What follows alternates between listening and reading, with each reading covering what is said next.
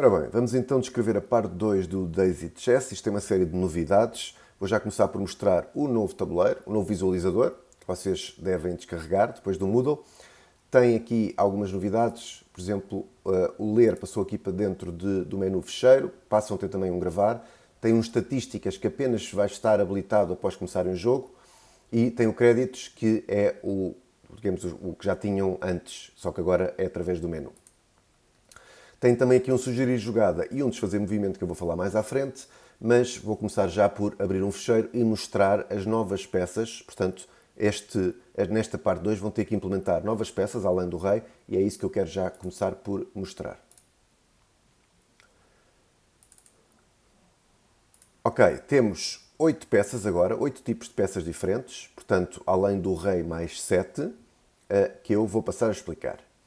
Antes de explicar, há aqui uma mudança, porque eu vou querer passar o rato por cima para ir mostrando o tipo das peças. Há aqui uma mudança no que aparece aqui nesta tooltip. Como podem ver, passou a aparecer ali o rei, antes não aparecia o nome da peça. Vocês têm agora que mostrar o nome da peça. Passou a aparecer ali um infinito, que é o valor da peça, ou seja, as peças passam a ter um valor. Para que é que serve esse valor? Quando nós capturamos uma peça, a equipa ganha esse valor e isso depois vai aparecer nas estatísticas. Okay? Algumas estatísticas vão ter em conta o valor das peças. Continuando, a seguir aparece um 10. O que é este 10? Este 10 antes era o 0, que era a equipa preta, era a equipa 0. A equipa preta passou a ser a equipa 10. A equipa branca, se repararem, passou a ser a equipa 20. Okay? Uma mudança importante. Ok, qual é então a segunda peça? Já agora, estas imagens das peças estão muito rudimentares. A gente espera que vocês queiram personalizar as peças para terem peças realmente que representam, cuja imagem representa o que a peça é. Então, o RA é a rainha. Ok? Aparece ali, rainha. Tem um valor de 8, como podem ver. Aqui, deixem-me só voltar aqui ao rei. O rei tem ali um valor infinito, mas ele na realidade, nós não conseguimos representar o infinito no inteiro, como devem imaginar. Então, vocês devem representar o valor dele como 1000. O rei deve ter o valor 1000. Quando nós passamos o rato por cima, aparece infinito, mas para efeito de estatística, o que nós queremos é que vocês usem o valor 1000. Não se esqueçam disso. Ok, a rainha então... temos aqui uma rainha, temos um pónei mágico, temos um padre da vila, temos uma torre horizontal, temos uma torre vertical, temos o Homer Simpson, que neste momento está a dormir, okay? E por isso aparece esta indicação. Já vou explicar quando é que ele para de dormir. E temos um Joker. Antes de explicar os movimentos de cada uma das peças, explicar já o Joker. O Joker é uma peça que obviamente não existe no xadrez tradicional, nem nada parecido, porque o que ela faz ela emula o comportamento das outras peças, à vez. Ou seja, no primeiro turno ela comporta-se como se fosse uma rainha, e por isso aparece ali Joker barra rainha. No turno seguinte vai se comportar como o pónei mágico, a seguir como a padre da vila, a seguir como a torre horizontal, como a torre vertical, como o Homer Simpson, e depois volta à rainha. Ela nunca assume o valor do rei. Ora bem, então vamos aos movimentos de cada uma das peças. A rainha, tal como no xadrez, pode-se mover em qualquer direção, portanto nas diagonais, na horizontal e na vertical, mas tem uma diferença, que é ela só se pode mover no máximo 5 casas. Já tentar movê-la para aqui e não vou conseguir. É uma pena, não é? Porque a gente podia pensar, assim a rainha comia logo esta rainha, não é? Se pudesse andar logo nesta direção. Mas há aqui um pormenor importante, que é as rainhas têm, neste jogo, têm um protocolo em que elas decidiram que não se podem capturar uma à outra. Okay? Não é possível uma rainha capturar outra rainha. A rainha pode capturar qualquer outra peça, mas a rainha da equipa adversária não pode capturar. Então, mesmo que não houvesse a regra de poder andar só 5, esta rainha nunca poderia capturar esta rainha. No entanto, vamos andar então para esta posição. Ela vai poder mover-se. Já agora, também dizer que como é que são os movimentos aqui quando há peças pelo caminho. Nunca são possíveis, ok? Nenhuma das peças, eu sei que nos xadrezes é possível algumas peças saltarem por cima de outras peças, mas aqui não é possível. As peças nunca podem saltar por cima de outras peças, portanto, se houver peças pelo caminho, o movimento tem que ser considerado inválido. Ok, vamos então ao pônei mágico. O pônei mágico é uma espécie de um cavalo, mas, como é um pônei mágico, move-se de maneira ligeiramente diferente. Ele pode andar 2 casas em qualquer direção, roda 90 graus e a seguir mais 2 casas na outra direção. Nós agora estamos na equipa branca, eu vou aproveitar para mostrar que, por exemplo, este pônei, em condições normais, ele poderia mover-se para aqui e poderia mover-se para aqui, ok? Mas como este caminho está impedido por este lado, por esta casa, ele também se podia mover assim, ok? E também se podia mover assim.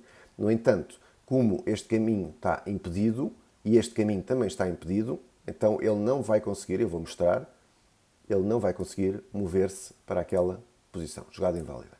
No entanto, ele vai se conseguir mover para esta posição, porque tem este caminho desimpedido. Por aqui não consegue chegar lá, mas por aqui consegue chegar lá, então eu vou selecionar para ele se conseguir mover para ali. Ok, pronto. Já agora, entretanto, passaram já alguns turnos, podemos ver aqui que o Homer já não está a dormir. Então, quando é que o Homer dorme? O Homer dorme basicamente de 3 em 3 turnos, começando no primeiro. Se quiserem, pensem que o primeiro turno é o 0 e depois dorme no turno 3, 6, 9, por aí fora. Portanto, os múltiplos 3 ele dorme e nesse caso não se consegue mover, mas nos outros turnos ele se consegue mover. Vamos ver o Padre da Vila. Ora bem, o Padre da Vila funciona como um bispo, mas não tem, ou seja, move-se nas diagonais apenas, não se move nem na horizontal nem na vertical, mas apenas no máximo 3 posições. Isso quer dizer que eu, se tentar mover este padre, por exemplo, para aqui, não vou conseguir. Mas posso movê-lo para aqui.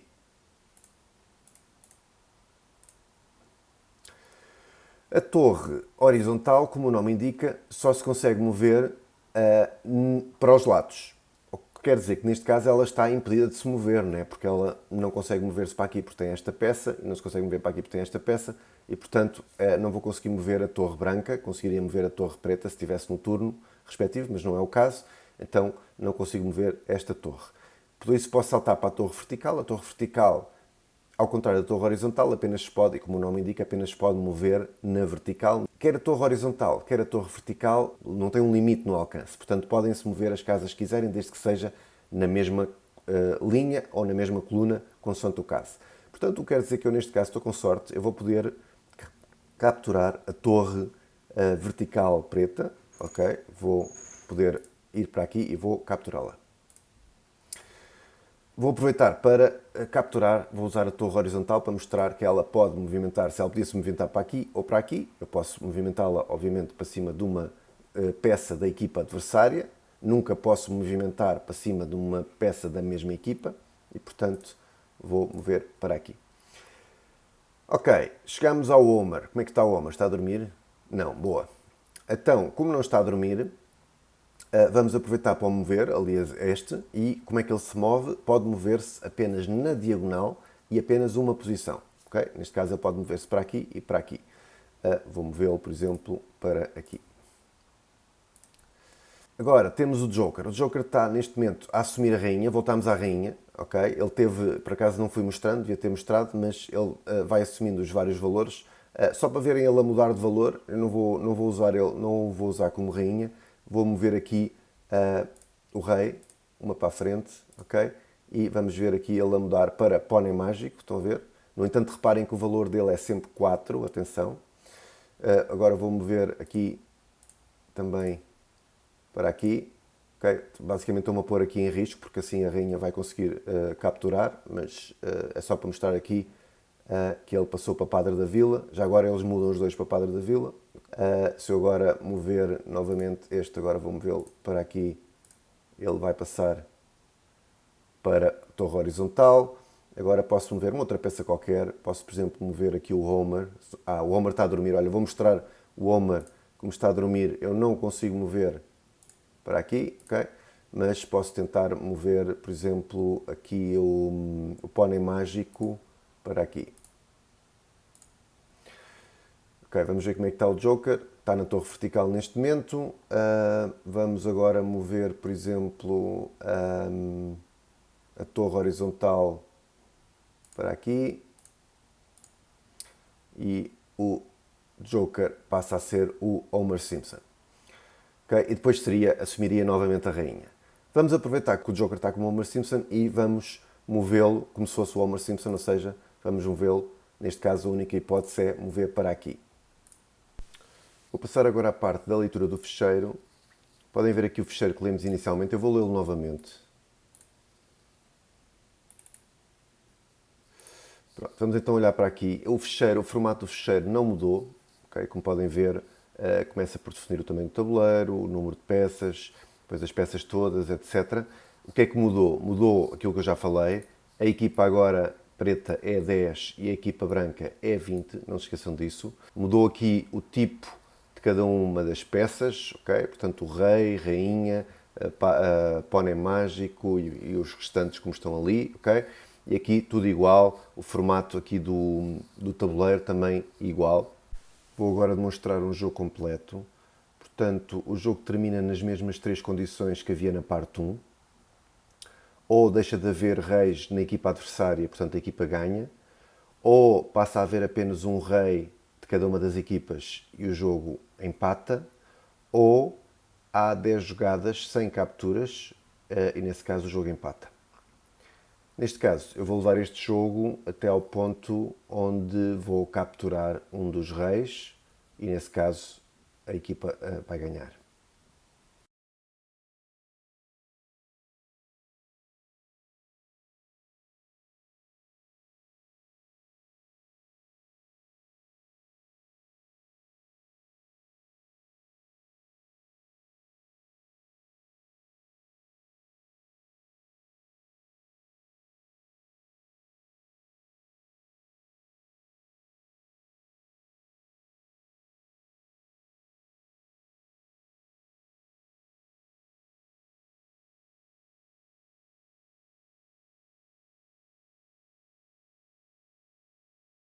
Quero agora falar das funcionalidades novas da parte 2, nomeadamente, vamos começar pelo fecheiro gravar. Como é que eu vou demonstrar isto?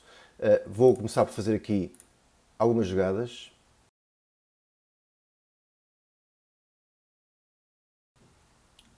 Ok, pode ser aqui neste momento. Vamos agora gravar este fecheiro. Chamar, por exemplo, teste.txt. Ok, agora vou ler novamente o fecheiro original e agora vou ler o fecheiro que gravei, que era o teste. Cá está, ele repôs toda a situação e agora quero chamar aqui um pormenor que se calhar que vos pode passar despercebido, que é a equipa a jogar, ele percebeu que era a branca. E isto vai-vos colocar aqui um desafio. Porquê? Se vocês repararem aqui neste fecheiro, não há aqui nenhuma indicação de qual é a equipa que vai jogar. Porquê? Porque vocês assumem que isto é o fecheiro inicial e a equipa que começa é sempre preta. No entanto, se vocês gravarem um jogo em que é a equipa branca, em que é o turno da equipa branca, quando o repõem, isso tem que se manter, não é? Como tal, vocês vão ter que fazer aqui uma alteração que é, vocês vão ter que criar aqui uma secção no fecheiro que fica da vossa responsabilidade, tem que ficar no final do que já estavam a ler, em que vocês guardam a informação que acham pertinente guardar além desta, no momento em que se grava o fecheiro. Uma delas será necessariamente a equipa que vai jogar, mas eu diria que há mais informações que vocês vão querer guardar. Não se esqueçam que no final, quando acaba o jogo, são mostradas nos resultados algumas estatísticas, número de capturas, número de jogadas inválidas, etc.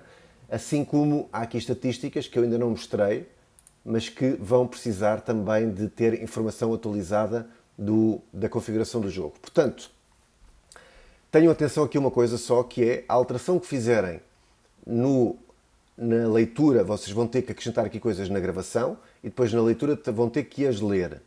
E isso fica ao vosso critério qual é o formato e que informação é que querem guardar aqui. No entanto, vocês não podem mexer nesta parte, ok? Esta parte tem que manter a estrutura e tem que garantir também que caso não tenham guardado esta informação extra que guardaram aqui, conseguem ler à mesma o fecheiro, é como se fosse um fecheiro de um jogo inicial e, portanto, todos os indicadores estão a zero e a equipa a jogar é a preta. Portanto, se não tiverem essa informação. Se tiverem cá a informação, então têm que usar essa informação para repor o estado do jogo. A outra funcionalidade nova é o desfazer movimento, ou em inglês undo, que, como o nome indica, desfaz o movimento anterior e eu posso ir desfazendo até voltar ao estado inicial. Vou agora mostrar o sugerir jogada, que a ideia é a seguinte. Começamos por escolher uma peça da equipa que está a jogar nesse momento. Apenas podemos sugerir jogadas para peças da equipa que está neste momento ativa. E depois carregamos no sugerir jogada e ele vai mostrar todas as coordenadas das posições para as quais essa peça se pode mover.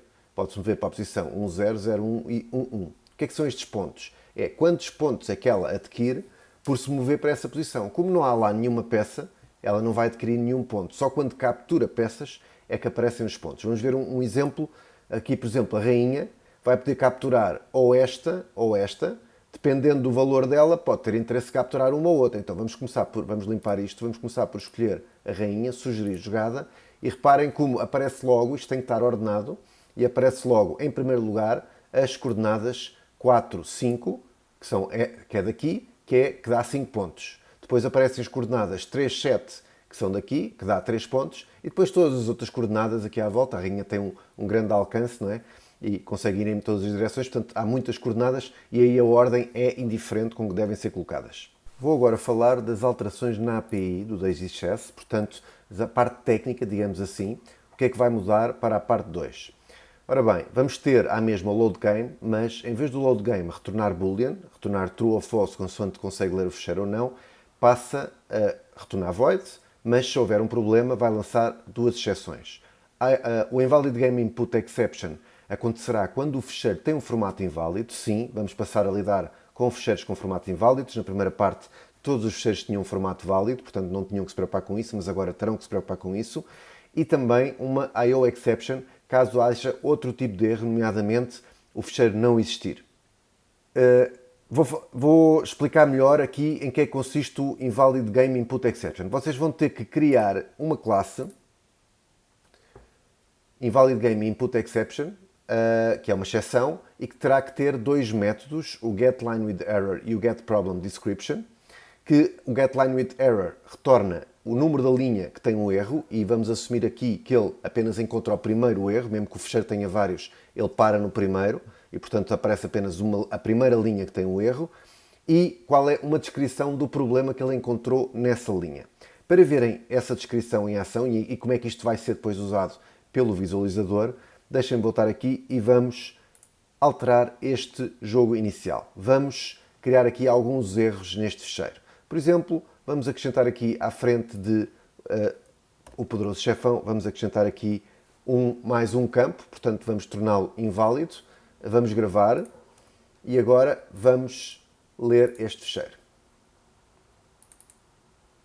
Reparem o que aconteceu. Ocorreu um erro a ler o fecheiro na linha 3. Este linha 3 é dado pelo tal getLineWithError, com o seguinte problema. E esta string que aqui estão a ver tem o formato exato que se pretende que vocês retornem no getProblemDescription.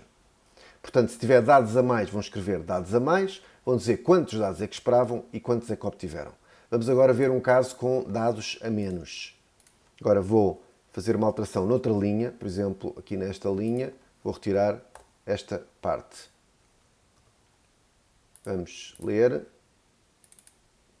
E agora diz que na linha 7 há um problema, dados a menos, esperava 4, obtive 3. Portanto, cuidado que este formato que aqui está tem que bater exatamente igual com aquilo que vocês retornarem no getProblemDescription.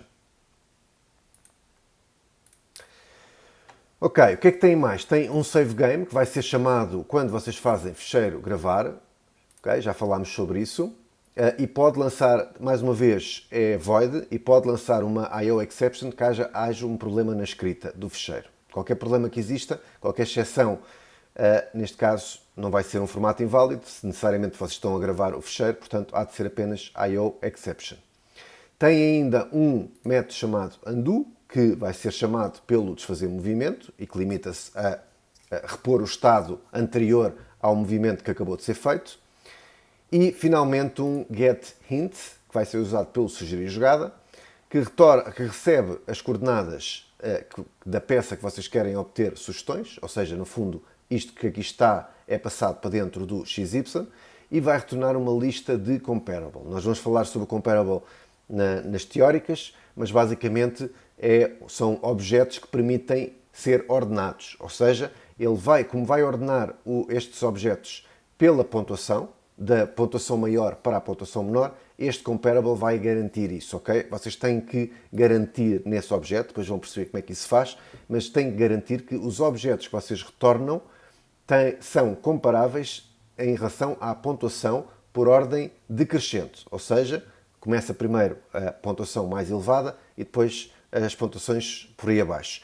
No caso em que as pontuações em que há empate, a ordem é irrelevante, não tem que se preocupar com essa parte. Outra coisa importante, aqui estes objetos que vocês vão retornar, que não são strings, atenção, antes que pensem que são strings, não são strings, são objetos de uma classe que vocês vão inventar e que faça sentido e que tem que ser comparable, mas também tem que ter um toString num formato próprio. Esse toString vai ser usado para isto. Reparem, eu aqui estou na coordenada 00, vou sugerir jogada e isto é um comparable, isto é outro comparable, ok? É outro objeto. Portanto, o toString do primeiro objeto vai dar isto, o toString do segundo objeto vai dar isto.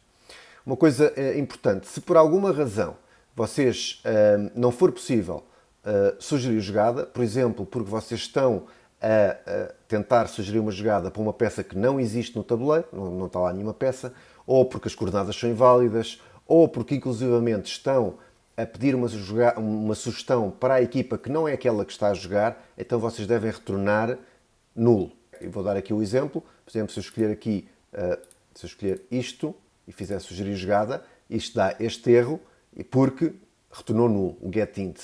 Relativamente às restantes funções da API que já vinham da parte 1, portanto, tirando o load game que vai mudar, já não há este load game, passa a haver este, todas as outras se mantêm exatamente iguais, excetuando o getPieceInfo string, que é a questão da tooltip que já vimos antes, ou seja, quando eu passo aqui o rato por cima, isto agora aparece ali o infinito, etc. E, portanto, isso deve ser, essa alteração deve ser feita no getPieceInfo string. Tudo o resto mantém-se igual.